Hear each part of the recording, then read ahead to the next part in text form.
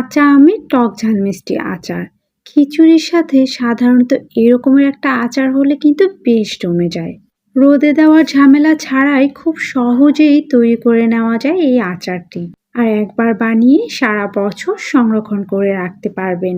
কোনো বাড়তি ঝামেলা ছাড়াই খুব সহজেই আজকের এই আমের আচারটি আমি তৈরি করে দেখাবো। আশা করি আপনাদের অনেক বেশি ভালো লাগবে। চলুন তাহলে দেখে নিই কিভাবে তৈরি করেছি। প্রথমে আমি এখানে 2 কেজি কাঁচা আম খোসা সহ ভালো করে কেটে ওয়াশ করে নিয়েছি। আমগুলোর বিচিগুলো শক্ত হয়েছে এরকম আমই নেওয়ার চেষ্টা করবেন, তাতে করে আচারটা একদমই পারফেক্ট হবে।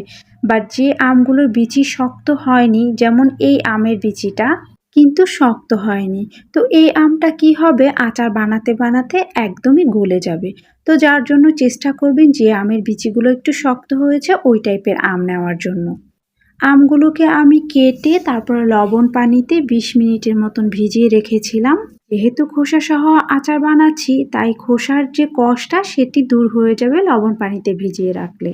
এবার চলে যাব আচার তৈরি করার জন্য। চুলায় একটা প্যান বসিয়ে দিয়েছি এবং এখানে 1.5 কাপ পরিমাণ সরিষার তেল দিয়ে দিয়েছি। দিয়ে দিলাম একটা রসুন কুচি, চাইলে আপনারা রসুন পেস্টও ব্যবহার করতে পারবেন। রসুনটা একটু ভাজা হয়ে গেলে দিয়ে দিব আস্ত পাঁচফোড়ন। এখানে আমি 2 চা চামচ পাঁচফোড়ন দিয়েছি এবং আস্ত কয়েকটা শুকনা মরিচ। এই মশলাগুলোকে সামান্য একটু নেড়ে চেড়ে তারপরে দিয়ে দিচ্ছি সরিষা বাটা। এখানে আমি 2 চা চামচ পরিমাণ সরিষা বাটা দিয়েছি।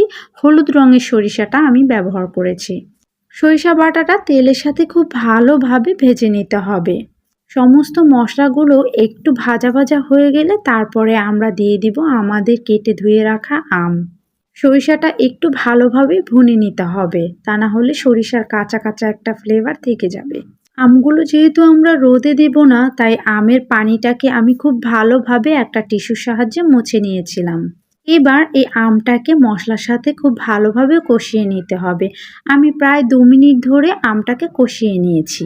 2 মিনিট হয়ে গেছে। এবার আমরা আমের ভিতরে দিয়ে দিচ্ছি ভরে ভরে 2 চা চামচ পরিমাণ লবণ এবং এখানে আমি একটা মশলা ব্যবহার করব। মশলাটা কিভাবে বানিয়েছি সেটা আমি একটু বলে দিচ্ছি। 1 টেবিল চামচ আস্ত জিরা, 1 টেবিল চামচ আস্ত ধনিয়া এবং 1 টেবিল চামচ পাঁচফোড়ন দিয়েছি।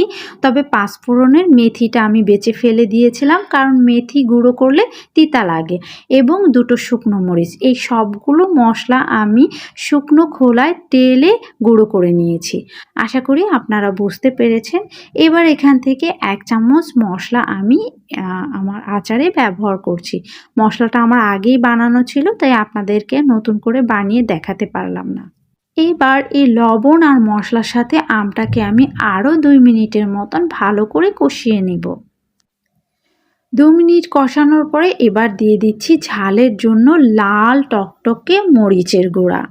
2 থেকে আড়াই চা চামচের মতন লাল মরিচের গুঁড়া দিয়েছি এবং 1 চা চামচের মতন হলুদের গুঁড়া দিয়েছি, সুন্দর একটা কালার আসবে। এই গুঁড়া মশলাগুলো কিন্তু আমি প্রথমেই ব্যবহার করিনি, কারণ আম কষাতে কষাতে মশলাগুলো পুড়ে কালো হয়ে যেত, যার কারণে আম কষানোর পরে আমি লাস্ট পর্যায়ে গুঁড়ো মশলাগুলো ব্যবহার করেছি। আর আমি অফ ক্যামেরায় 2 টেবিল চামচ পরিমাণ সিরকাও ব্যবহার করেছি। এই আমের আচারে কিন্তু অবশ্যই সিরকা ব্যবহার করতে হবে, তা না হলে কিন্তু আমের আচার একেবারেই নষ্ট হয়ে যাবে। যেহেতু টক মিষ্টি ঝাল আচার হবে, তাই আমি এখানে 2 কাপ পরিমাণ চিনি ব্যবহার করেছি। প্রথমে 1 কাপ দিয়েছিলাম, পরবর্তীতে আমি আরও 1 কাপ দিয়েছিলাম। এবার এই চিনিটা গলে এবং আম থেকেও কিছুটা পানি বের হবে। এই চিনি গলে যে পানি হবে এবং আম থেকে যে পানিটা বের হবে, এই পানি দিয়েই কিন্তু আমটাকে সিদ্ধ করে নিতে হবে। আমের আচারে কোনো রকম পানি ব্যবহার করা উচিত নয়, তাহাতে করে কিন্তু আমের আচার দ্রুত নষ্ট হয়ে যায়। চুলা জালটা একদম কমিয়ে দিয়ে আমরা ঢাকনা দিয়ে একটু সময় নিয়ে ধৈর্য নিয়ে এই আমটাকে সিদ্ধ করে নিব। অবশ্যই আমটাকে ভালো করে সিদ্ধ করে নিতে হবে, তা না হলে কিন্তু আমের ভেতরে একটা কাঁচা কাঁচা ভাব থেকেই যাবে। আমি প্রায় 5 মিনিটের মতন লো আঁচে রান্না করে নিয়েছি। এখন দেখতেই পাচ্ছেন আমের পানিটা টেনে গেছে এবং তেলটা ওপরে ভেসে উঠেছে। এখন এই পর্যায়ে তেলটা একটু বেশি লাগতে পারে, বাট এই আমগুলো যখন সিদ্ধ হয়ে আমটা একটু গলে গলে তেলের সাথে মিক্সড হয়ে যাবে, তখন কিন্তু এই তেলটা আর বোঝাই যাবে না। এই তেলের ভিতরেই আমটাকে আরও কিছুক্ষণ নাড়িয়ে চাড়িয়ে সিদ্ধ করে নিতে হবে। আমি কিন্তু একটু পরপর ঢাকনা দিয়ে লো হিটে এই আমটাকে সিদ্ধ করে নিয়েছি এবং একটু পরপর নেড়ে দিয়েছি যেন নিচ থেকে লেগে না যায়। দেখতেই পাচ্ছেন এখন কিন্তু আর অতিরিক্ত সেই তেলটা বোঝা যাচ্ছে না। আর এই পর্যায়ে আম একেবারেই সিদ্ধ হয়ে গেছে, খুবই নরম থাকবে। তো একদম আলতো হাতে একটু নেড়েচেড়ে দিতে হবে, তা না হলে নিচ থেকে লেগে যেতে পারে। আম হয়ে গেছে, একদম লাস্ট পর্যায়ে আমি ভাজা জিরার গুঁড়া দিয়ে দিয়েছি ১ চা চামচ এবং সেই বানিয়ে রাখা যে আচারের মশলা ১ চামচ করে দিয়ে দিলাম। এবার সবার লাস্টে এটিকে আরও ৫ মিনিট একদম লো হিটে দমে দিয়ে রেখেছিলাম। আমাদের আচার কিন্তু একদম রেডি। এখন জাস্ট সামান্য একটু নাড়াচাড়া করে আমরা চুলাটাকে অফ করে দিব আর সারা রাত ঠিক এভাবেই রেখে দিব। ট্রাস্ট মি, এই আচারটা খেতে এত বেশি মজার হয় যেটা না বললেই নয়। খিচুড়ির সাথে যে কোনো খাবারের সাথে আচারটা বেশ মজা হবে। একবার বানিয়েই দেখুন। আমি সারা রাত এভাবে রেখে দিয়েছিলাম। সকালবেলা আমি একটা কাঁচের বয়ামে আমগুলোকে ভরে নিচ্ছি।